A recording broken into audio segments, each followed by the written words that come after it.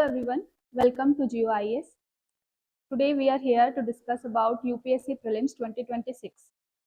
क्या डिस्कस करने वाले हैं इसमें? सबसे इम्पॉर्टेंट जो चीज़ है यूपीएससी के एग्जाम के लिए वो दो चीज़ें हैं, एक आपका स्टैटिक, दूसरा आपका करंट। स्टैटिक और करंट का वेटेज हर साल जो है बदलता रहता है, कभी कम कभी ज़्यादा। कभी स्टैटिक से आपको 60 अराउंड क्वेश्चन देखने को मिलेंगे तो करंट आपका 40 हो जाएगा, कभी कभी 50-50 वाली बात होती है, ठीक है। तो उसी चीज़ को ध्यान में रखते हुए स्टैटिक आप लोगों ने अभी तक क्लासेस ले ली होंगी। आपका स्टैटिक जो है वो सारे सब्जेक्ट जो हम बात करेंगे अभी कि कौन से सब्जेक्ट स्टैटिक किस तरीके से तैयार करना है और करंट किस तरीके से तैयार करना है, तो इन दोनों चीज़ों को हम बैलेंस लेकर के चलते हैं यूपीएससी के एग्जाम में। स्टैटिक आपका क्लास में हो चुका होगा, अब तक आप पढ़ चुके होंगे। यहाँ हम करंट अफेयर्स को डिस्कस करने वाले हैं। करंट अफेयर्स हम कैसे डिस्कस करने वाले हैं, इसके लिए हम स्टेप बाय स्टेप चलेंगे। सबसे पहले हम जो डिस्कस करेंगे वो क्या डिस्कस करेंगे कि अभी हम पहले जो जून 2025 से लेकर के आपका मई में एग्जाम है, 24 मई को एग्जाम है, तो हम क्या करेंगे, यूपीएससी जनरली एक साल का करंट अफेयर्स पूछती है। ज़्यादातर इसी टेन्योर में, इसी समय में ही क्वेश्चन जो बहुत ज़्यादा चर्चा में रहते हैं उन्हीं पर से आपको क्वेश्चन देखने को मिलते हैं। तो हम जो है जून 2025 से लेकर के मई 2026 तक, या फिर कहें कि 38 अप्रैल तक का हम कोशिश करेंगे कि हम वहां तक का आपको करंट दें, क्योंकि मेन जिस मंथ में एग्जाम होता है उस मंथ का करंट अफेयर्स जनरली नहीं पूछा जाता है, क्योंकि आपके एग्जाम डेट से 15 to 20 डेज बिफोर ही आपका पेपर जो है वो पूरा कंप्लीट हो जाता है, क्वेश्चन वगैरह बन जाते हैं। तो जनरली जो है वो अप्रैल तक का करंट अफेयर्स आपसे पूछा जा सकता है, ये हम प्रिडिक्ट करके चलते हैं और उसी को ध्यान में रखते हुए हम यहाँ पर डिस्कस करेंगे जून 2025 से लेकर के अप्रैल 2026 तक का करंट अफेयर्स। ओके, सबसे पहले जो इम्पोर्टेंट चीज है वो क्या है, यूपीएससी के एग्जाम में आपको 2-3 चीजें ध्यान में रखनी होती हैं। सबसे पहले सीक्वेंस क्या होता है आपकी तैयारी करने का, ठीक है। तो आपको ये पता होना चाहिए कि हमें किस दिशा में तैयारी करनी है, ठीक है। किस दिशा में तैयारी करने का क्या मतलब है कि कोई भी हम गोल सेट करते हैं तो एक हमारा विजन होता है ना, एक पाथ हमको डिसाइड करना होता है कि कौन से डायरेक्शन को फॉलो करते हुए हम अपने उस गोल तक रीच करेंगे, ठीक है। घर से आपको कहीं जाना है, आप निकलते हो तो आप पहले ये देखते हो ना कि कौन सा रूट है, मैं किस रूट को फॉलो करूंगी या करूंगा और फिर मुझे कहाँ तक पहुंचना है, ठीक है। तो यूपीएससी का एग्जाम भी क्या है, जिस एग्जाम की आप प्रिपरेशन कर रहे हैं वो एग्जाम, यूपीएससी का एग्जाम ऐसा एग्जाम है जिसमें आपको एक प्रॉपर स्ट्रेटेजी बहुत ज़्यादा ज़रूरी होती है। अनलाइक अदर एग्जाम्स जहाँ पर बस आपने कॉन्सेप्ट उठाया, आपने कॉन्सेप्ट को थोड़ा बहुत ऊपर ऊपर से देख लिया, करंट अफेयर्स उठाया, आपने उसको रट्टा मार लिया और आपका एग्जाम निकल गया, ये अदर एग्जाम्स में होता है। बट जब हम बात करते हैं यूपीएससी एग्जाम्स की, तो यूपीएससी एग्जाम में क्या होता है कि यहाँ पर स्ट्रेटेजी बहुत ज़्यादा मैटर करती है, ठीक है। स्ट्रेटेजी सबसे ज़्यादा मैटर करती है, तो उसी चीज़ के ऊपर में हम आज जो है पूरा डिस्कशन करेंगे अपना, और किस तरीके से हमको पढ़ाई करनी चाहिए यूपीएससी प्रीलिम्स 2026 के लिए, पहले इस पर बात करेंगे, ठीक है। उसके बाद जो हमारा काम है करंट अफेयर्स को डिस्कस करना, हम उसको डिस्कस करेंगे। तो सबसे पहले मैं अगर कहूँ कि यूपीएससी का एग्जाम जो कि एक ऐसा एग्जाम है जिसमें आपको, अगर सक्सेस रेशियो अगर आप देखेंगे तो सक्सेस रेशियो आपको 0.1% है, ठीक है ना। यूपीएससी का जो एग्जाम है अगर वहां पर सक्सेस रेट देखेंगे तो यहाँ पर आपको 0.1% जो सक्सेस रेट दिखाई देगा,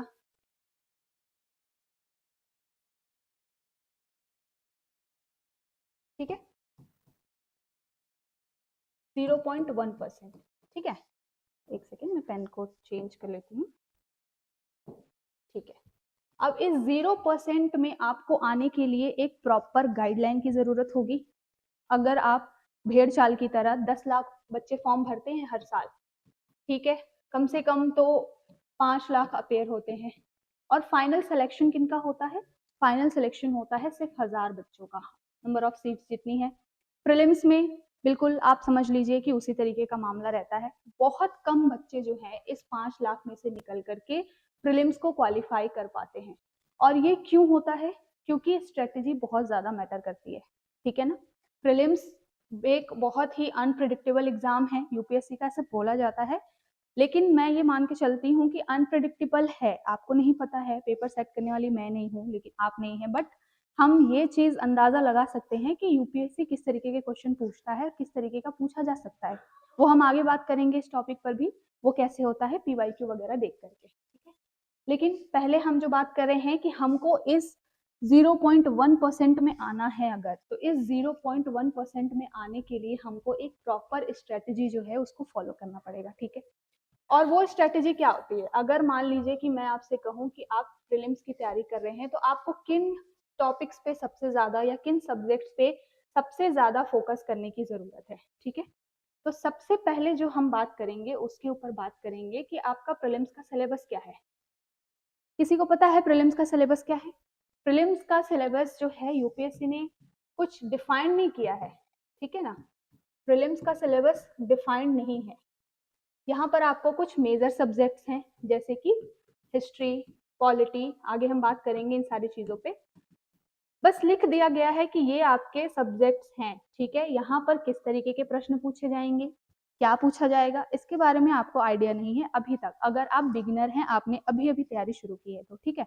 आगे हम बात करेंगे कि इन चीज़ों को भी डिकोड करना आसान है, ऐसा नहीं है कि बिल्कुल यूपीएससी किसी के हाथ में ही नहीं है और कुछ हम प्रिडिक्ट ही नहीं कर सकते, ऐसा नहीं है।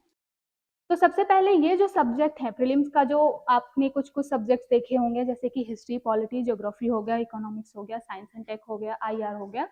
तो प्रीलिम्स के ये जो सब्जेक्ट्स हैं इनके ऊपर में आपको कमांड होना बहुत ज़्यादा ज़रूरी है। मेंस में तो पॉइंट टू पॉइंट आपको क्या होता है, टॉपिक दिए हुए हैं, मेंस का सिलेबस बहुत ज़्यादा डिफाइंड है, बहुत वेल डिफाइंड बनाया गया है और उसी टॉपिक्स से, उसी सिलेबस के पॉइंट से आपको मेंस में क्वेश्चन देखने को मिलते हैं। बट जब बात आती है प्रीलिम्स की, तो प्रीलिम्स में बहुत ज़्यादा अनप्रिडिक्टेबल मामला हो जाता है, ठीक है। बोला जाता है कि everything around the sun is the UPSC syllabus. ऐसा नहीं होता, एवरीथिंग अराउंड द सन ऐसा नहीं बोल सकते कि यूपीएससी का सिलेबस है। कुछ चीज़ें होती हैं जो आपको डिकोड करनी होती हैं, डिकोड कर लेते हैं अगर आप, तो आपके लिए एग्जाम बहुत ईजी हो जाता है, ठीक है। सबसे पहले जो चीज़ है यूपीएससी की तैयारी में वो क्या है, आपका आपके स्टैटिक पर बहुत अच्छा कमांड होना चाहिए, ठीक है। सेकेंड चीज़ आती है करंट अफेयर्स की। स्टैटिक प्लस करंट अफेयर्स, आप किसी भी टॉपिक को, किसी भी सब्जेक्ट को छोड़ नहीं सकते। अगर कोई बच्चा कहे कि मैं सिर्फ स्टैटिक पढ़ करके प्रीलिम्स को पास कर जाऊंगा या कर जाऊंगी, ये बिल्कुल पॉसिबल नहीं है, बहुत कम चांसेस हैं, ठीक है। और अगर कोई कहे कि सिर्फ करंट अफेयर्स के बेस पे ही हो जाएगा, तो ये भी पॉसिबल नहीं। दोनों का बैलेंस बहुत ज़्यादा ज़रूरी है, ठीक है। अगर 60% आपका स्टैटिक से क्वेश्चन है तो 40% बहुत बड़ा नंबर होता है करंट अफेयर्स के लिए, ठीक है। तो इस बात को हमेशा ध्यान में रखेंगे, किसी भी टॉपिक, किसी भी सब्जेक्ट को नेग्लेक्ट नहीं करेंगे, ओके। इन टॉपिक्स को डिकोड करने का तरीका क्या है, कैसे हमको पता चलेगा कि भाई हमको क्या पढ़ना है और कैसे पढ़ना है, सो दैट हम क्वालिफाई कर पाए इस एग्जाम को। तो उसके लिए आपके पास में एक कुंजी है, वो कौन सी है, पीवाईक्यू की। प्रीवियस ईयर जो क्वेश्चंस होते हैं वो आपको रोड मैप बताते हैं कि आपको अगर स्टैटिक में तैयारी करनी है तो कौन से टॉपिक पे तैयारी करनी है। अगर आपको करंट तैयार करना है तो ऐसा नहीं है भैया, दिन भर में बहुत सारे जो हैं वो न्यूज आती रहती है, बहुत सारे करंट अफेयर्स के मामले होते हैं। 365 दिन पूरा एक साल मान लीजिए, तो अगर आप देखने जाएंगे, हर टॉपिक को पढ़ने जाएंगे, तो फिर तो हो गया पूरा साल आप करंट अफेयर्स को ही देखते रह जाएंगे, फिर भी वो तैयार नहीं होगा, ठीक है ना। तो इसके लिए आपको पीवाईक्यू देखना बहुत जरूरी है। पीवाईक्यू जब आप देखेंगे तो आपको समझ में आएगा कि आपको करंट अफेयर्स में भी किन टॉपिक्स पे फोकस करना है और उन टॉपिक्स में भी किस तरीके से पढ़ना है, किन किन चीजों को ध्यान में रखना है, किन चीजों को हमें छोड़ देना है, ठीक है। तो हम इसके ऊपर में भी बात करेंगे। अब यूपीएससी का एक बहुत ही यूनिक फंडा है, क्या है, यूपीएससी जो है वो बहुत ही यूनिक तरीके से क्वेश्चन पूछती है करंट अफेयर से।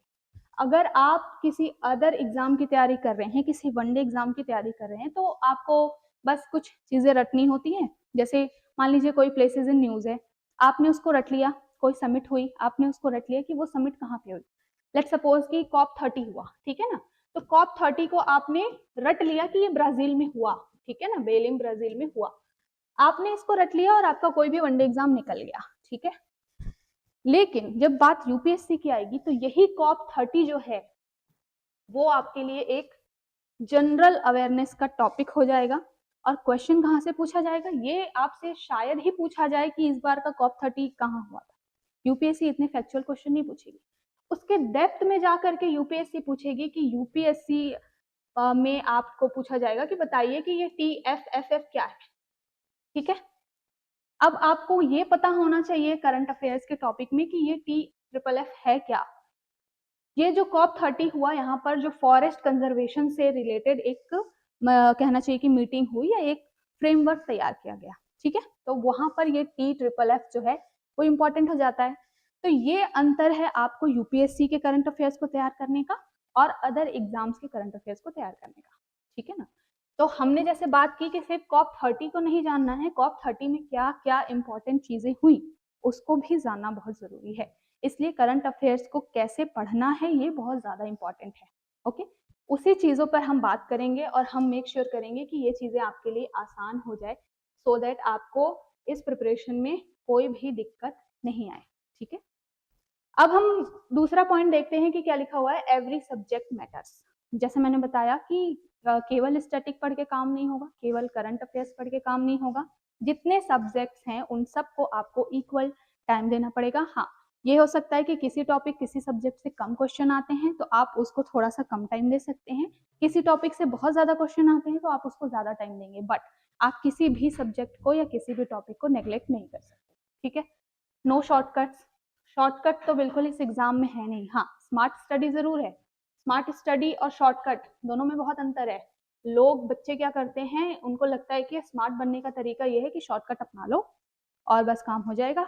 कोई भी आप कहीं से भी कुछ भी उठा लो, पढ़ लो, मंथली कंपाइलेशन, आपको क्या जरूरत है सारी न्यूज को पढ़ने की इन डेप्थ, ऊपर ऊपर से पढ़ के और काम हो जाएगा, ऐसा नहीं होता। यूपीएससी में शॉर्टकट्स की जगह में स्मार्ट स्टडी बहुत जरूरी होती है। और ये स्मार्ट स्टडी आपको कहाँ से पता चलता है, पीवाईक्यू से, स्टैटिक और करंट के क्वेश्चन से। जब आप इन सब चीजों को कंपाइल करते हैं ना, तब जाकर के आपका एक बेस जो है वो स्ट्रांग होता है और आप एबल हो जाते हैं कि आप इस एग्जाम को क्रैक कर पाए। 200 नंबर में अगर कट ऑफ जो है अभी तो बहुत कम जा रही है, बट फिर भी एक सेफ टारगेट 100 110 ये होना चाहिए। इतना नंबर लाने में भी ना पसीने छूट जाते हैं, ठीक है। और उसका कारण क्या होता है कि हम ऊपर ऊपर से चीजें पढ़ के चले जाते हैं, ठीक है, शॉर्टकट्स अपनाते हैं, ऊपर ऊपर से चीजें पढ़ी, बुक्स सबको पता है, कुछ कुछ इंपॉर्टेंट जो बुक्स हैं वो उठाया, पढ़ लिया और बस काम हो गया, ऐसा नहीं होता है, ठीक है। हमेशा एक स्ट्रेटेजी बहुत ज्यादा जरूरी है यूपीएससी एग्जाम को क्रैक करने के लिए, ठीक है। उसके बाद हम क्या, जैसे मैंने बताया, अगला पॉइंट क्या है कि प्रिपरेशन जो है ना वो मस्ट बी प्लान्ड होना चाहिए, ना कि रैंडम कुछ भी नहीं। एक प्रॉपर स्ट्रेटेजी बहुत ज्यादा जरूरी है, ठीक है। And content is the key, सबको मालूम है, कुछ भी पढ़ लिया, कहीं से भी पढ़ लिया, वो बहुत ही आपको फायदा नहीं देगा। एक ऑथेंटिक सोर्स जो है वो बहुत ज्यादा जरूरी है, ठीक है। एक ऑथेंटिक कंटेंट बहुत ज्यादा जरूरी है कि आपके एग्जाम में किस टॉपिक से क्वेश्चन आ रहे हैं, कैसे क्वेश्चन आ रहे हैं, और आपका जो नोट है वो उस टॉपिक्स को कवर कर रहा है कि नहीं, उन क्वेश्चंस को कवर कर रहा है कि नहीं, ये चीजें बहुत इंपॉर्टेंट होती है। तो कंटेंट जो है वो बहुत ज्यादा इंपॉर्टेंट होता है और यही कंटेंट के ऊपर में हम आपके लिए काम करने वाले हैं आने वाले समय में, ठीक है ना। तो अभी हम जो आगे डिस्कशन करेंगे उसमें यही सारी बातें होंगी कि किस तरीके से कोई टॉपिक चर्चा में है तो कैसे उसको पढ़ेंगे और किस किस तरीके से हम उसको क्या करेंगे, एक आपके लिए तोड़ देंगे उसको छोटे छोटे पार्ट्स में, आपको समझना आसान हो जाए, एक कॉन्सेप्ट आपका मेकिंग हो जाए और करंट से कोई भी क्वेश्चन आए तो एटलीस्ट आपका जो पढ़ा हुआ है यहाँ पे वो छूटे नहीं, ठीक है। अगर आगे जो हम बात करें तो उसमें क्या होगा,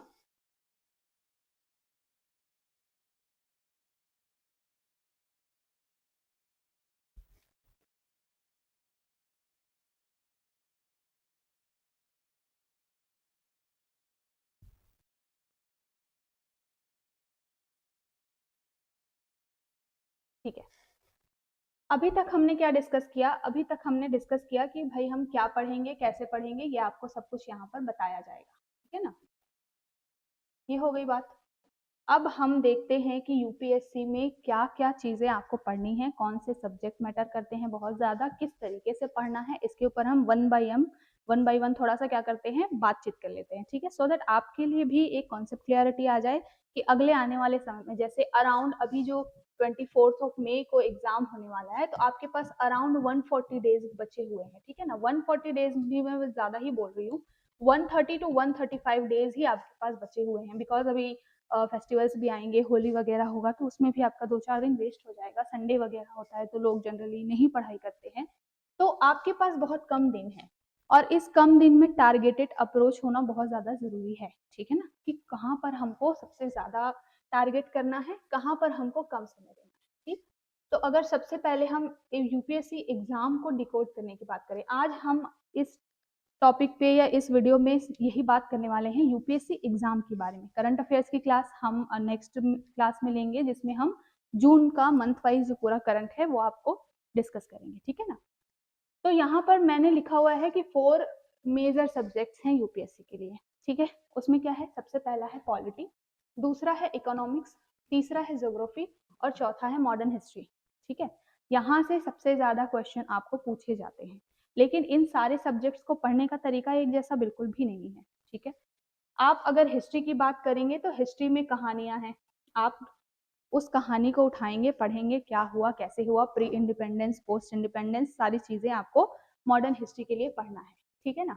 तो वहां पर बेसिकली जो पूरा अप्रोच हमारा क्या रहता है कि फैक्चुअल चीजें हमको ज्यादा पढ़नी है ना। हिस्ट्री में फैक्चुअल कई डेट्स वगैरह हैं, डेट्स यूपीएससी पूछेगा ये जरूरी नहीं है, लेकिन कई बार आपको सिंक्रोनाइज करने के लिए आता है, कई बार आपको क्रम से बताने के लिए चीजें आती हैं कि बताइए कि क्विट इंडिया मूवमेंट पहले हुआ था या फिर सविनय अवज्ञा पहले हुआ था।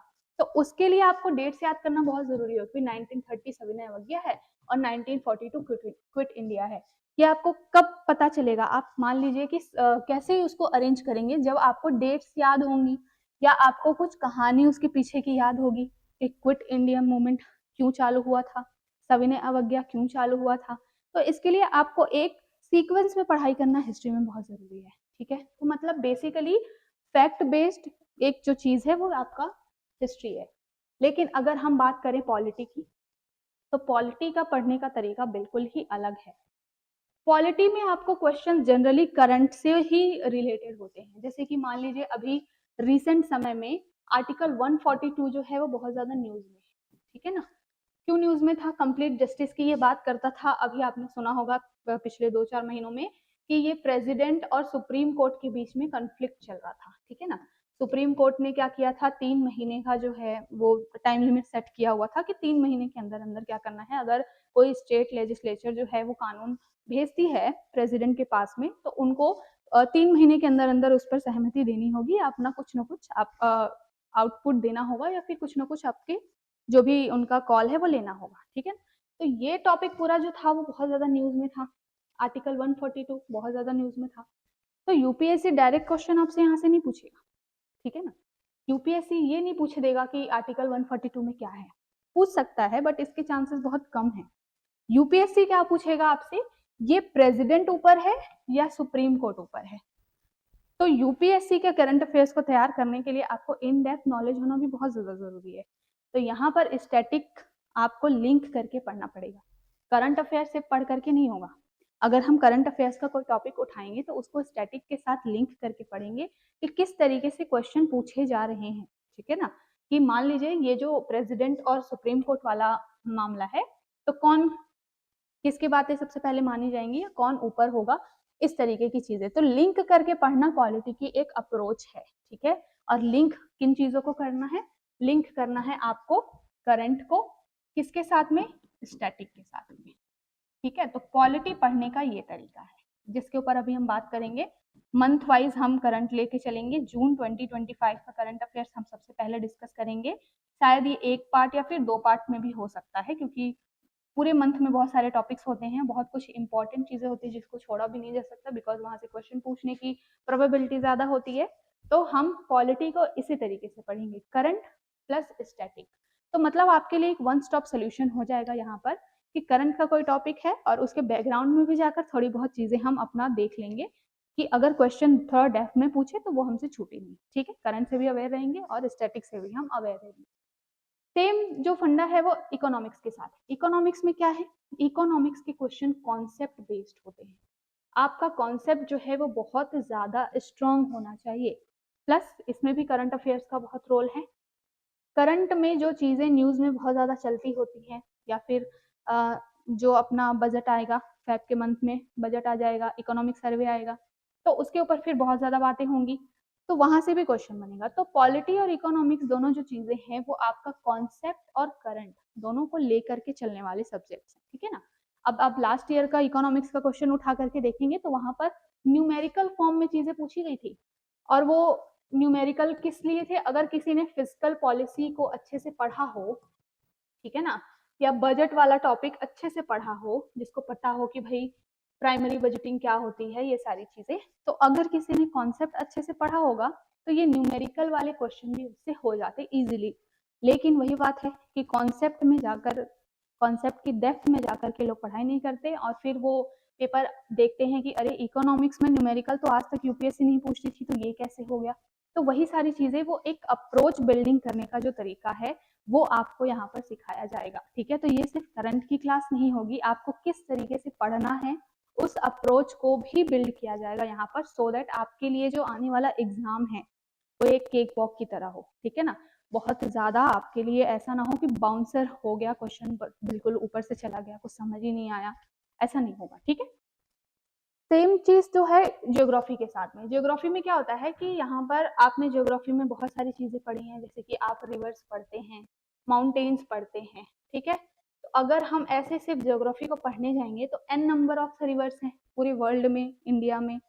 उसके बाद माउंटेन्स भी बहुत सारे हैं, ठीक है, हमारे इंडिया के अंदर में ही बहुत सारे माउंटेन्स हैं, अगर आप नॉर्थ से लेकर के साउथ तक चले जाएं। तो अगर इस तरीके से हम पढ़ने लगे तो फिर तो काम हो गया हमारा, साल भर हम सिर्फ ज्योग्राफी ही पढ़ते रह जाएंगे। लेकिन अगर इसी चीज को हम करंट के साथ लिंक कर दें, ज्योग्राफी को अगर हम करंट के साथ लिंक कर दें तो हमारा काम आसान हो जाएगा। क्यों? क्योंकि अगर मान लीजिए हमको पता है कि अभी कोई रिवर जो है वो न्यूज में है, ठीक है ना, तो हम क्या करेंगे, उस रिवर के थोड़े सराउंडिंग्स को जाकर के पढ़ लेंगे। सपोज करिए कि अभी इंडिया पाकिस्तान वॉर जब हो रहा था उस टाइम पे सिंधु रिवर जो था वो बहुत ज्यादा चर्चा में था, ठीक है, चर्चा में था, तो यूपीएससी ने 2025 में उससे क्वेश्चन पूछ लिया, ठीक है, या फिर बहुत सारे एग्जाम्स में जो है वो वहां पर से क्वेश्चन बन गए। तो सिंधु रिवर जब न्यूज में है तो सिंधु रिवर को हमको डिटेल में पढ़ना, ये हमारी मोरल रिस्पॉन्सिबिलिटी हो जाएगी, ठीक है ना, कि सिंधु रिवर जो है उसके ओरिजिन कहाँ से होता है, पहली बात तो ये पढ़ेंगे हम। उसके बाद में उसकी कौन कौन सी ट्रिब्यूटरीज हैं ये पढ़ लेंगे हम। कौन से, जैसे इंडिया और पाकिस्तान के बीच में जो आपका जल विवाद है, ठीक है ना, तो कुछ जो सिंधु नदी की कुछ ट्रिब्यूटरीज हैं उसमें से 3 ट्रिब्यूटरीज जो हैं वो पाकिस्तान को पानी दे रही हैं, और 3 जो है उस पानी का हिस्सा जो है वो इंडिया के हिस्से में आया है। तो हमको ये सारी चीजें कब पता चलेंगी, जब हम जानेंगे कि भैया ये टॉपिक न्यूज में बना हुआ है, लगातार चर्चा में चल रहा है, और हम उसके डेप्थ में जाकर के ज्योग्राफी को पढ़ लेंगे, ठीक है ना। ये ओरिजिन जान लेंगे, ट्रिब्यूटरीज जान लेंगे, इंडिया को कितना कहाँ से पानी मिल रहा है, पाकिस्तान को कैसे पानी मिल रहा है, जब हम उसकी पूरी एक अच्छे तरीके से उस टॉपिक को तैयार कर लेंगे तब जाकर हमारा प्रिपरेशन जो है वो यूपीएससी के लेवल का हो पाएगा, ठीक है। तो ये सारी चीजों के ऊपर ही हम क्या करेंगे वो डिस्कस करेंगे। सिर्फ करंट अफेयर्स पढ़ना नहीं है, सिर्फ रटने वाली चीज नहीं होगी, एक राइट अप्रोच बिल्ड करना भी क्या है बहुत ज्यादा जरूरी है इस एग्जाम को क्रैक करने के लिए। सो तो हम क्या करेंगे, इसी तरीके से पढ़ाई करेंगे। आगे आने वाले समय में जब मैं आपको टॉपिक वाइज सारी चीजें डिस्कस करूंगी आपको और ज्यादा क्लियर होगा कि मैं किस तरीके से पढ़ाने वाली हूँ और मैं क्या बातें अभी कर रही हूँ। बहुत सारे लोगों को समझ में ना आ रहा हो मे बी, लेकिन जब हम टॉपिक्स को पढ़ेंगे तो हमें और आपको दोनों को क्लैरिटी मिल जाएगी कि क्या पढ़ना है, कैसे पढ़ना है, ठीक है। इसी सारी चीजों के ऊपर में हम आगे चलते हैं। अभी हमने बात की 4 मेजर सब्जेक्ट्स की जहाँ से क्वेश्चन आते हैं। उसके बाद में हम बात करेंगे मेज। ये मेज क्या है, बहुत सारे जो बहुत टाइम से प्रिपरेशन कर रहे हैं उनको पता होता है कि भाई ये मेज क्या है, ठीक। अभी मैं आपके लिए भी क्लियर कर देती हूँ मेज इफेक्ट क्या है यूपीएससी का। मेज जो है इसमें हर एक वर्ड का जो है ना मीनिंग है, ठीक है।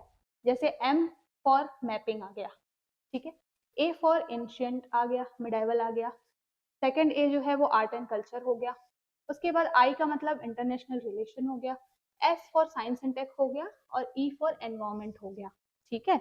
तो यहाँ पर इस मेज सब्जेक्ट्स की जो इम्पोर्टेंस यूपीएससी में बहुत ज्यादा है, आपको ये चीज समझना पड़ेगा। कैसे कि स्टैटिक की जो मैंने 4 मेजर सब्जेक्ट्स बताए जिसमें पॉलिटी बताया, ज्योग्राफी बताया, इकोनॉमिक्स बताया और हिस्ट्री बताया, यहाँ से जनरली क्वेश्चंस आपको पता होते हैं। अगर आप पीवाईक्यू उठा के देखेंगे आपको पता है कि हाँ पार्लियामेंट से हर साल क्वेश्चन पूछे जा रहे हैं। प्रेसिडेंट वाला टॉपिक बहुत ज्यादा इंपॉर्टेंट है। फंडामेंटल राइट्स, फंडामेंटल ड्यूटीज जो है, इससे जो है यूपीएससी लगभग हर साल क्वेश्चन पूछ रही है, तो हम इस टॉपिक को अच्छे से तैयार कर लें। वो सारी जो चीजें हैं वो स्टैटिक करके तैयार हो जाएंगी एक बार को, बट ये जो मेज सब्जेक्ट्स हैं इसको प्रिडिक्ट करना बहुत ही मुश्किल है। ठीक है, मेज सब्जेक्ट में क्या होता है कि ये जो आप mapping, ancient medieval, art and culture, international relation, science and tech और एनवायरनमेंट देख रहे हैं, ये फुल्ली करंट बेस्ड सब्जेक्ट्स हैं। मतलब आपको साल भर इन अलग अलग सेक्टर्स में जो चीजें चर्चा में रही उसको बहुत अच्छे से पढ़ना, बहुत अवेयर रहना बहुत ज्यादा जरूरी है। तभी आप इन सारे टॉपिक से क्या कर पाएंगे, क्वेश्चन एग्जाम में सही कर पाएंगे। और इन सारे टॉपिक्स को मिला लिया जाए तो लगभग 40 to 50, क्योंकि मैंने जैसे पहले ही बताया आपको कि करंट का वेटेज कम ज्यादा हर साल होता रहता है। ऐसा कोई फिक्स नहीं है कि बहुत ज्यादा पूछेगा और ऐसा कोई फिक्स नहीं है कि बहुत कम पूछेगा। ठीक है ना, हमेशा बदलता रहता है। यूपीएससी अनप्रिडिक्टेबल तो है इस मामले में कि वो हर साल अपना जो है पैटर्न बदलता रहता है, थोड़ा बहुत तो चेंज करता है। ठीक है, तो हम जो पूरा करंट का क्लास लेने वाले हैं, जैसा मैंने बताया कि पहले तो हम पॉलिटी करेंगे और उसके साथ साथ हम इन मेज सब्जेक्ट्स को भी लेकर चलेंगे। ठीक है, जैसे लेट्स से अगर हम पॉलिटी पढ़ रहे हैं तो पॉलिटी के साथ हम क्या करेंगे, मैपिंग वाला सब्जेक्ट भी लेकर के चलेंगे। ठीक है, तो दैट आपका एक स्टैटिक भी रेडी होता चले और जो फुल्ली करंट बेस्ड है, ठीक है ना, पॉलिटी में हम जो करंट का टॉपिक देखेंगे उसके साथ हम क्या करेंगे, स्टैटिक भी देखेंगे। बट यहाँ पर ये जो मैपिंग वगैरह है उसमें हम फुल्ली करंट बेस्ड ये टॉपिक है, तो हम उसको उसी तरीके से तैयार करेंगे कि साल भर जो प्लेस जो है बहुत ज्यादा चर्चा में रहे हैं। मान लीजिए कि अभी वॉर चल रहा है, जैसे अभी रिसेंट में ट्रंप ने क्या किया है, वेनेजुएला के ऊपर में आक्रमण कर दिया है। तो वहां से अब वेनेजुएला में सबसे ज्यादा जो चीजें हैं वो क्या है, ऑयल। वेनेजुएला की अगर स्ट्रेंथ बोली जाए तो वो क्या है, ऑयल। ठीक है, तो इस वजह से ये पूरा वॉर चल रहा है। तो हम क्या करेंगे, इस मैपिंग के थ्रू वेनेजुएला को देखेंगे, उसके रिसोर्सेस कहाँ पर हैं, साथ के साथ यूएसए को भी थोड़ा सा देख लेंगे, आसपास उनके कौन से रिवर्स हैं, कौन सा सी है, कौन कौन से मेजर पोर्ट्स वगैरह हैं। इन सारी चीजों को हम क्या करेंगे, मैपिंग में डिस्कस करेंगे, बिकॉज यहाँ से क्वेश्चन पूछे जाते हैं। और मैं जब बोल रही हूँ कि यहाँ से क्वेश्चन पूछे जाते हैं तो ऐसा नहीं कि ऊपर हवाई बातें हो रही हैं। बिल्कुल, अगर आप पीवाईक्यू उठा करके देखेंगे आपको समझ में आ जाएगा। बिकॉज देखिए, अभी बहुत समय से 2-3 सालों से यूक्रेन और रशिया वाला जो मामला है बहुत ज्यादा न्यूज में था। तो लास्ट ईयर क्या है, पीवाईक्यू आप उठा करके देखिएगा, वहां पर यूक्रेन की नेबरिंग कंट्रीज पूछ लिया था यूपीएससी में।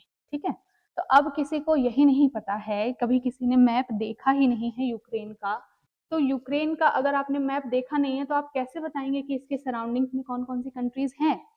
तो इसके लिए मैप देखना बहुत ज्यादा जरूरी है। ठीक है, कोई कंट्री, कोई भी टॉपिक अगर बहुत ज्यादा चर्चा में है तो आपकी ये मॉरल रिस्पॉन्सिबिलिटी है कि आपको मैप बहुत देखना ही पड़ेगा, बहुत अच्छे से देखना पड़ेगा, तभी जा करके आपका ये जो टॉपिक है वो तैयार होगा। और इससे हर साल क्वेश्चन फिक्स है। ठीक है, मैपिंग से क्वेश्चन आता ही आता है।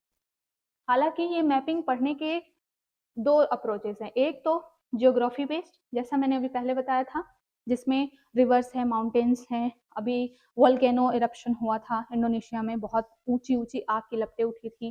तो यहाँ पर क्या है कि थोड़ा ज्योग्राफी से लिंक करके भी पढ़ना जरूरी है मैप को। ठीक है, और साथ के साथ में कोई प्लेस है बहुत ज्यादा न्यूज में रहा तो वहां से भी क्वेश्चन पूछे जा सकते हैं। तो इस तरीके से हमको क्या करना है, जैसे आईआर का टॉपिक है ना, एक टॉपिक हो गया ज्योग्राफी का और एक टॉपिक हो गया आईआर का, जैसे यूएसए और वेनेजुएला वाला बात हो गया। तो यहाँ पर मैपिंग में हम क्या करेंगे, इसी आईआर और जियो दोनों को हम क्या करेंगे, कंपाइल करके मर्ज करके पढ़ेंगे। मतलब कि हम प्लेसेस इन न्यूज को भी मैप के थ्रू देखेंगे और हम कोई ज्योग्राफिकल मान लीजिए चीजें हैं जैसे कि रिवर्स हो गया, माउंटेन हो गया, वोल्केनो हो गया, तो उन सबको भी हम मैपिंग के थ्रू देखेंगे। तो ये पूरा जो है आपका टॉपिक यहाँ पर बहुत अच्छे से मैं यहाँ पर तैयार करा दूंगी, आपको बिल्कुल टेंशन लेने की जरूरत नहीं है। ठीक है, सेकेंड जो टॉपिक है एंशियंट एंड मिडाइवल का, यहाँ पर जो क्वेश्चन है वो बहुत ही अनप्रिडिक्टेबल है। कभी कभी बहुत ज्यादा टफ आ जाता है, कभी कभी नॉर्मल भी आ जाता है, जो आप इजिली जो एनसीईआरटीज वगैरह है वो पढ़ करके क्वेश्चन सही हो जाते हैं। इसका वेटेज भी थोड़ा सा कम है, लेकिन वही है, यूपीएससी एग्जाम अनप्रिडिक्टेबल है, तो आप इसको छोड़ नहीं सकते। क्योंकि मान लीजिए इस साल कम क्वेश्चन पूछा, अगले साल बढ़ा देगा, फिर हम क्या करेंगे। तो कोई भी सब्जेक्ट छोड़ना तो है नहीं, लेकिन यहाँ पर बेसिकली ये एंशियंट एंड मिडाइवल ये आपको खुद से ही प्रिपेयर करना पड़ेगा। ठीक है, इसके लिए एनसीईआरटी वगैरह पढ़ लीजिए, कुछ 2-4 जो अभी मान लीजिए हड़प्पा से रिलेटेड मान लीजिए कोई लेटेस्ट खुदाई हुई, यहाँ पर कोई कुछ लेटेस्ट चीज़ मिल गई बहुत पुरानी, तो उन सारी चीज़ों के बारे में आपको थोड़ा अवेयर होना पड़ेगा, ठीक। आर्ट एंड कल्चर में भी सेम चीज़ है, जैसे अभी काशी तमिल संगम हो रहा है, ठीक है ना, आपने पढ़ा होगा, काशी तमिल संगम सुना होगा, जो तैयारी कर रहे हैं, तो यहाँ पर आपको थोड़ा सा इसका कैरेक्टरिस्टिक जानना जरूरी है कि क्या बात कर रही है भाई ये दोनों जो काशी और तमिल जो मिल रहे हैं, यानी कि साउथ इंडिया के स्टेट्स और नॉर्थ इंडिया की स्टेट्स जो मिल रहे हैं, तो आर्ट एंड कल्चर में यहाँ से किस तरीके से क्वेश्चन हमसे पूछ सकता है, क्या बातें हो रही हैं, क्या इनका ऑब्जेक्टिव है, क्या उद्देश्य है इस संगम को कराने का, ये थोड़ा सा चीजें बहुत जरूरी हो जाएगा आपको अवेयर रहना। बाकी आर्ट एंड कल्चर और एंशिएंट मेडाइवल दोनों का वही मामला है कि इनसे क्वेश्चन थोड़े कम आते हैं, लेकिन कुछ पता नहीं किस साल यूपीएससी का मूड बदल जाए और यहाँ से भी क्वेश्चन बहुत ज्यादा पूछ लिए जाए, तो हमको किसी भी सब्जेक्ट को छोड़ के नहीं चलना। तो इसके ऊपर भी हम देखेंगे, अगर हमारे जो मेजर सब्जेक्ट्स हैं वो कंप्लीट हो जाते हैं टाइम बाउंड मैनर में, तो फिर हम क्या करेंगे कि ancient and medieval and art and culture का भी थोड़ा बहुत कुछ स्पेशल, जो मान लीजिए कोई समिट हुआ होगा, कोई संगम वगैरह जैसे इस तरीके की चीजें हुई होंगी, तो हम उसको कोशिश करेंगे कि कंपाइल कर दें। लेकिन ये सारी चीजें जब मेजर सब्जेक्ट्स खत्म हो जाएंगे, and mapping, international relation, science and tech, environment, ये सब खत्म हो जाएगा, उसके बाद हम एंड में करेंगे, ठीक है, बिकॉज इनका वेटेज थोड़ा सा कम है, तो हम उसी तरीके से इनको समय देंगे। अगली जो बात है बहुत इंपॉर्टेंट है, इंटरनेशनल रिलेशन। मैंने पहले ही बता दिया कि इसको हम मैप के साथ क्या करेंगे, कनेक्ट करके पढ़ेंगे। जैसे कि अभी फिलिस्तीन वाला मामला बहुत ज्यादा चल रहा था, हमास इजराइल फिलिस्तीन का वॉर, और ईरान के साथ भी अभी रिसेंट में पिछले साल में हमने ईरान के साथ भी बहुत कॉन्फ्लिक्ट देखे हैं इजराइल के, और यूएसए जब से ट्रम्प आए हैं तब से यूएसए के साथ तो बहुत सारे जो कॉन्फ्लिक्ट है आपको देखने को मिल ही रहे हैं। तो इन सारी चीज़ों को हम आईआर में डिस्कस करेंगे।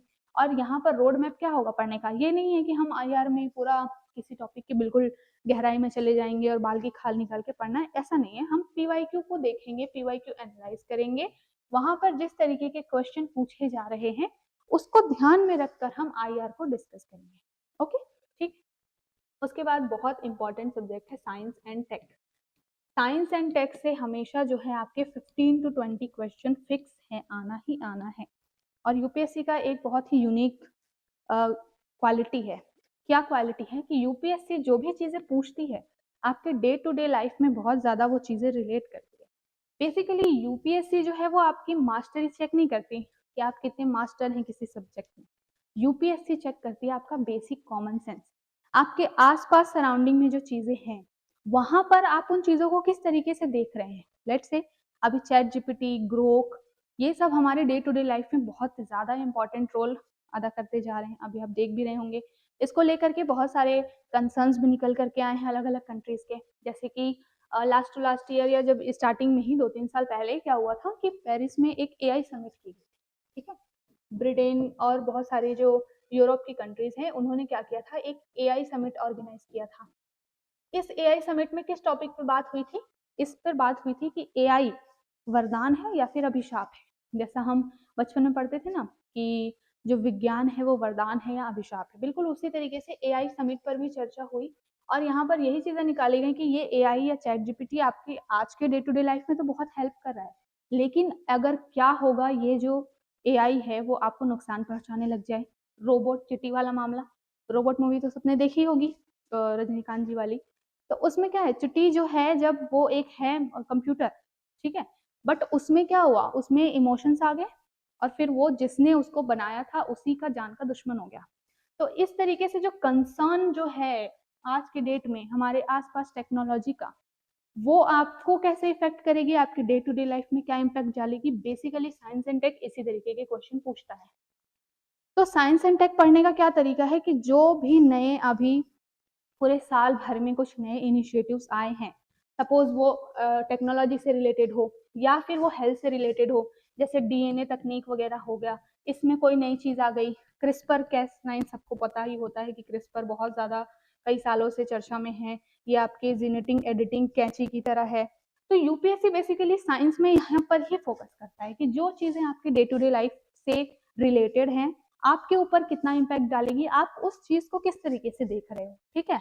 तो साइंस एंड टेक को भी बहुत अच्छे से पढ़ना बहुत ज्यादा जरूरी है और ये फुल्ली करंट अफेयर्स बेस्ड है, ठीक है।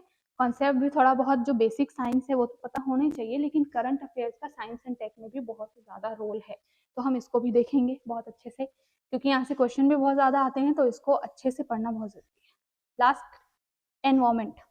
एनवायरमेंट में क्या है कि एनवायरमेंट में वही आपको चीज़ें पढ़नी है जो आपको मैपिंग और आईआर से रिलेटेड है। मतलब आईआर तो फिर भी छोड़ दिया जाए, तो मैपिंग में जो मैं आपको जियोग्राफी वाला पार्ट पढ़ाऊंगी, जियोग्राफी वाली चीज़ें थोड़ी बहुत, प्लस एनवायरमेंट का मतलब क्या होता है, आपके चारों ओर जो भी चीज़ें हैं वो वही आपका पर्यावरण है। मतलब इस जो पर्यावरण है या एनवायरमेंट है उसमें क्या क्या चीज़ें हैं, इंसान है भाई, ह्यूमन बींग, या फिर लिविंग एंड नॉन लिविंग कह लीजिए, ठीक है ना। पर्यावरण आपका इसी से तो मिलकर के बना है, एक लिविंग ऑब्जेक्ट हो गया और दूसरा एक नॉन लिविंग हो गया। तो जो पर्यावरण है उसमें आपको इन्हीं लिविंग और नॉन लिविंग के बीच में क्या रिलेशन है उसको पढ़ना है, ठीक है।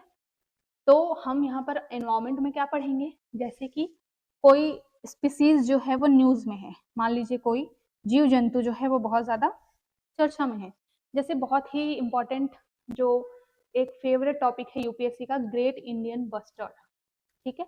इससे बहुत बार क्वेश्चन यूपीएससी ने पूछा हुआ है। ये क्या है भैया, एक पक्षी प्रजाति है, बहुत बड़ी पक्षी प्रजाति है, और ये जनरली जो है वो आपको रेगिस्तान वाले एरियाज में देखने को मिलती है, जैसे कि रेगिस्तान में मतलब राजस्थान, या फिर आपका कक्ष वाला जो मरुस्थल वाला जो एरिया हो गया, जो पाकिस्तान के साथ भी थोड़ा बहुत जो रेगिस्तान वाला एरिया है, तो वहां पर आपको ये ग्रेट इंडियन बस्टर्ड बहुत ज्यादा देखने को मिलते हैं।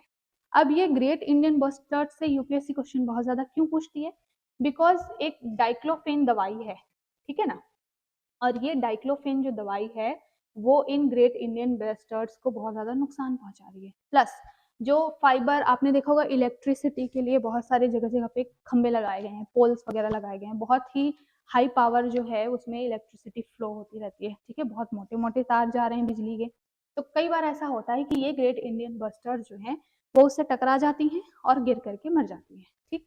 प्लस ये डाइक्लोफेन जो है ये आपका जो यूज होता है, तो ये डाइक्लोफेन जो दवाई है इसको भी सपोज मान लीजिए कि किसी जानवर को दिया आपने और वो जानवर जो है वो मर गया, लेकिन उसकी बॉडी में ये डाइक्लोफेन पाया जा रहा है।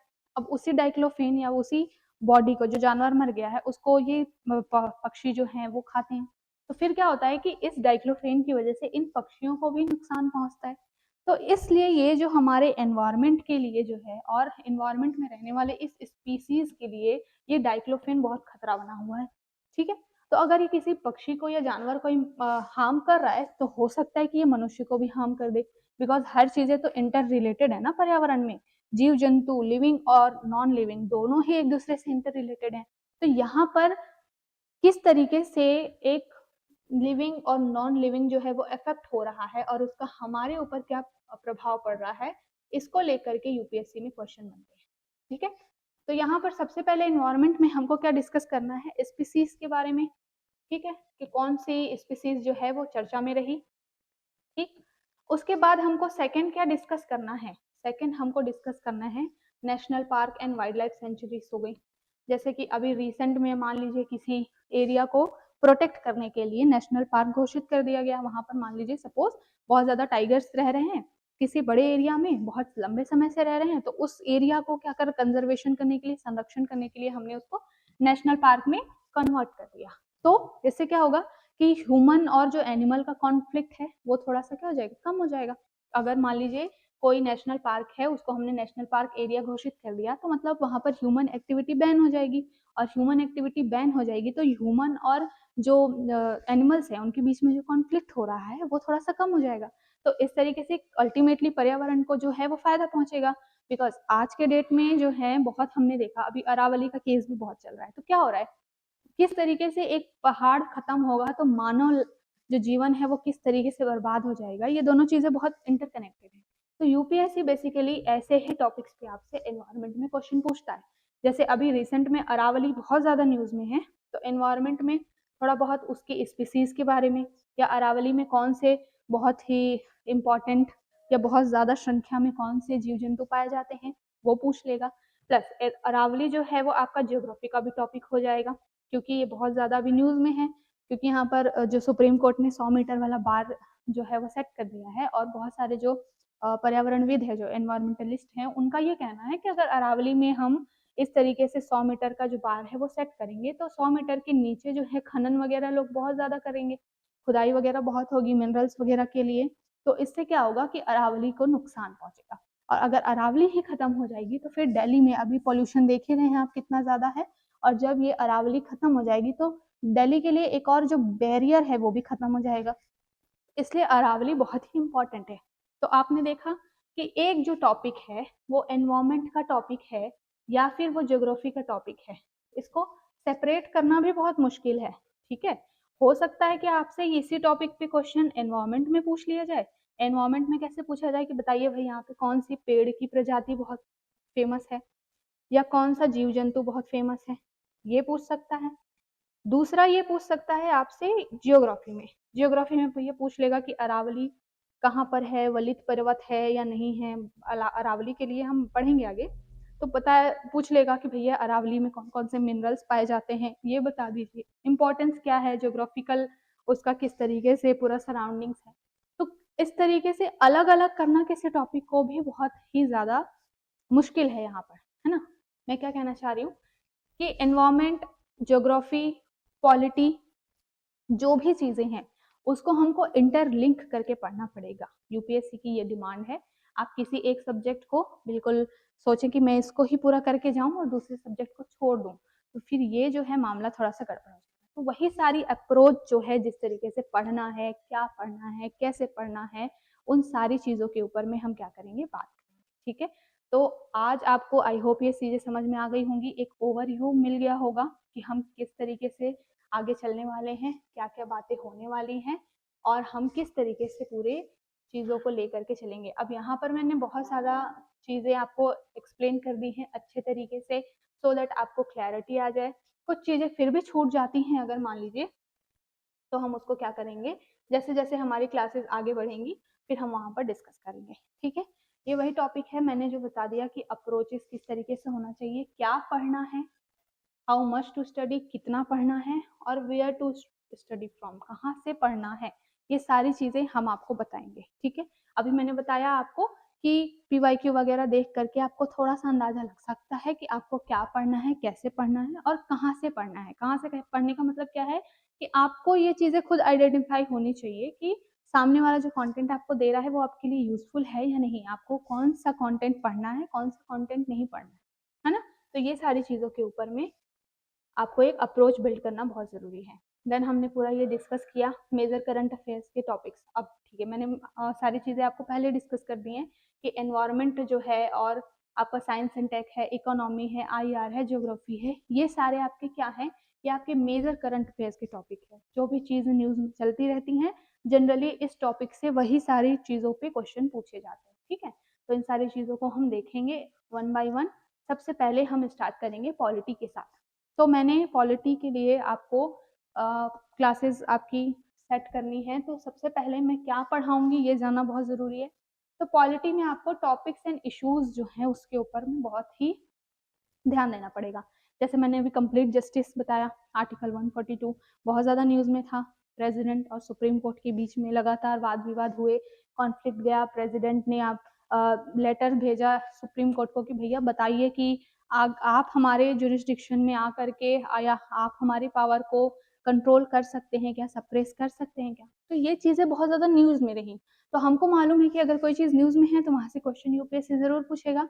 एंड जो प्रेसिडेंट वाला टॉपिक है और जो पार्लियामेंट वाला टॉपिक है वो यूपीएससी का बहुत ही फेवरेट टॉपिक है। तो ऐसे भी हमको उसको नेग्लेक्ट नहीं करना है। ठीक है, सेकंड चीज़ पॉलिटी में क्या पढ़नी होती है, टॉपिक्स एंड इश्यूज तो हो गया। सेकंड चीज़ पढ़नी होती है लेटेस्ट अमेंडमेंट्स एंड एक्ट। अभी सपोज मान लीजिए कोई बहुत ही लेटेस्ट अमेंडमेंट हुआ है, जैसे कि अभी हम पढ़ेंगे लद्दाख को रिजर्वेशन दिया गया है। साथ के साथ में कुछ बहुत सारे नए नए अभी जो मानसून सेशन खत्म, जो विंटर सेशन खत्म हुआ अभी रिसेंट में, तो वहां पर भी बहुत सारे अमेंडमेंट्स जो थे वो क्या किए गए हैं, पारित किए गए हैं। तो यहाँ से भी क्वेश्चन पूछ सकता है। Then conceptual topic which can be asked in exam. तो मैंने जैसे बताया कि पॉलिटी पढ़ने की अप्रोच तो यही है, आप सिर्फ करंट अफेयर्स पढ़ के जाएंगे तो भी नहीं होगा, और सिर्फ कॉन्सेप्ट पढ़ के जाएंगे तो भी मुश्किल है। करंट को कॉन्सेप्ट के साथ लिंक करके पॉलिटी में पढ़ना बहुत ज़्यादा जरूरी है। आगे जब हम टॉपिक डिस्कस करेंगे तो आपको समझ में चीज़ें आएंगी। प्लस पीवाईक्यू एनालिसिस, पीवाईक्यू भी हम देखते चलेंगे। कोई भी टॉपिक अगर हम डिस्कस करेंगे तो उसके साथ में हम पीवाईक्यू को देखेंगे कि उस टॉपिक से किस तरीके से क्वेश्चन पूछे जाते हैं और पूछे जाते भी हैं या नहीं पूछे जाते हैं। सपोज मैं आऊँ यहाँ पर कोई भी टॉपिक आपको ऐसे ही पढ़ा के चली जाऊँ और मैं आपको बोल दूँ कि हाँ इससे तो एग्जाम में क्वेश्चन आता है, लेकिन प्रूफ नहीं दूंगी, जब तक पीवाईक्यू आपको नहीं दिखाऊंगी तब तक आपको कैसे समझ में आएगा कि हाँ इससे क्वेश्चन आता ही आता है। तो पीवाईक्यू को भी हम देख करके चलेंगे, ठीक है। तो पॉलिटी में मैंने क्या बात की कि टॉपिक्स एंड इश्यूज सबसे पहले, सेकंड चीज लेटेस्ट अमेंडमेंट्स एंड एक्ट, उसके ऊपर में बात करेंगे। देन कॉन्सेप्चुअल टॉपिक जो है, जो हमको थोड़ा डेप्थ में पढ़ने की जरूरत है। मान लीजिए कोई अभी करंट में कोई टॉपिक है, कोई आर्टिकल है कॉन्स्टिट्यूशन का, बहुत न्यूज में है, तो अगर उसके डेप्थ में जा करके भी पढ़ने की जरूरत है तो हम उसको भी थोड़ा बहुत यहाँ पर करेंगे। पूरा तो कॉन्सेप्ट में आपको यहाँ पर नहीं पढ़ा सकती, बिकॉज हमको 130 to 135 डेज में पूरा सब्जेक्ट कवर करना है, वो भी करंट अफेयर्स। अगर मैं स्टैटिक बहुत डेप्थ में जाऊंगी तो फिर यहाँ पर पूरी क्लास पॉलिटी की हो जाएगी, तो वो भी मतलब नहीं है। बट हाँ, जिस टॉपिक में आपको कॉन्सेप्ट की जरूरत होगी वहां पर मैं आपको कॉन्सेप्ट का रेफरेंस भी देते चलूंगी, ठीक है। देन पीवाईक्यू एनालिसिस तो हम करेंगे ही। सेकेंड चीज, पॉलिटी के बाद में हम मैपिंग को देखेंगे। मैपिंग में जैसा मैंने बताया है कि इंपॉर्टेंट प्लेसेस जो हैं उसके ऊपर हम बात करेंगे। वाई इन न्यूज देखेंगे कि न्यूज में क्यों है, एंड इट्स जियोग्राफिकल, पूरा जो जियोग्राफिकल एरिया क्या है, उस प्लेस का इंपॉर्टेंस क्या है, इन सब चीज़ों को हम मैपिंग के थ्रू डिस्कस करेंगे, ठीक है। तो मैं मैप बकायदा आपको दिखाऊंगी। कोई जगह अगर मान लीजिए प्लेस न्यूज में है तो उस मैप में आपको वो जगह दिखाई जाएगी, वहाँ पर कौन से रिवर्स हैं, कौन से नेशनल पार्क्स हैं, कौन सा माउंटेन है, कौन से वहाँ पर मिनरल्स पाए जाते हैं, इन सब चीज़ों के बारे में आपको अच्छे से जानकारी दी जाएगी, क्योंकि यही सारे टॉपिक्स होते हैं जहाँ से यूपीएससी क्वेश्चन पूछता है, ठीक है। तो इस तरीके से ये जो पूरा आज का क्लास था वो आपका बेसिकली क्या था, एक ओरिएंटेशन था, ठीक है। आपको एक क्लियरिटी देने के लिए कि आपको क्या पढ़ना है, कैसे पढ़ना है। जैसे जैसे हमारी क्लासेस आगे बढ़ेंगी तो वहां पर आपको और चीजें डिस्कस होंगी जब, तो और क्लियरिटी आएगी कि आपको किस तरीके से पढ़ना है, ठीक है।